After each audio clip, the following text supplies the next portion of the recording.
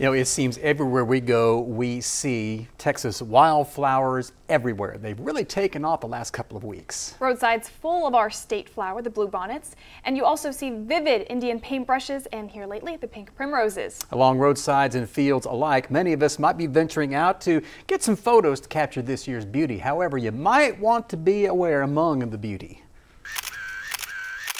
This is the story of a photo op turned into near tragedy for a woman and her then fiancé who ventured into a field of wildflowers to capture the moments of a lifetime.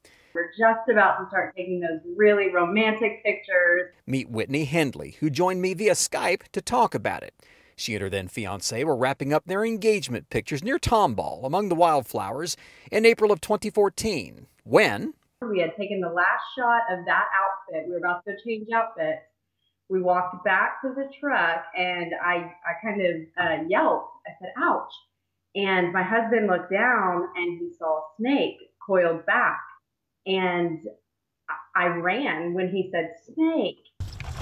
Yes, among the wildflowers like these was one of these, a copperhead. I ran off to the pavement, the concrete, and I said, no, it was just a thorn. It had to have been a rose thorn or a thorn of some sort.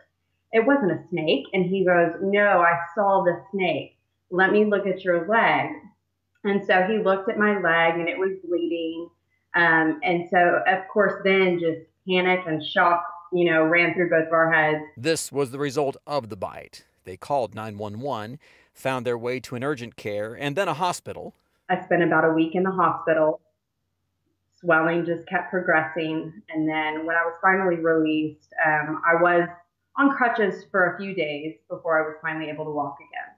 Whitney did recover, with lesson learned about the unknowns of a walk through a field of wildflowers. Kate Balmer, a reptile keeper at Waco's Cameron Park Zoo, on undoing the unknowns about the snakes out there. They're going to be out kind of in the sunnier patches. The plants are exuding kind of a herbaceous scent, so rodents are very attracted to that. So the snakes are there looking for food. They're not looking to get you. Even though one got Whitney. Definitely the emotional scarness, but I do have a scar on my ankle that you can see. And it seems like for whatever reason in the wintertime, I'm a little bit paler, but in the wintertime it kind of sticks out as a bump, a raised bump. She says she'll now enjoy the beauty of Texas wildflowers from afar. We look at them, we enjoy them, and every time I see somebody taking pictures in bluebonnets, I always tell them my story and let them know it's not the brightest idea to do that because you just never know if there's a snake there. Here's what you need to know about snake bites in Texas from the Department of Health and Human Services. About 7,000 of us suffer bites nationwide each year. Only a fraction of venomous bites result in death. On average, 1 to 2 Texans die each year from venomous bites in our state, and roughly half of those bites are what they call dry, where the snake does not inject the venom. With the wildflowers, I would say scan. Really do kind of a thorough eye search, kind of go up there, maybe take a snake hook, take a big stick and kind of ruffle through them. If you hear something like a rattle or if you see something moving, back off, pick a different spot. And if you do suffer a bite, Health and Human Services says stay calm, call 911 as Whitney did.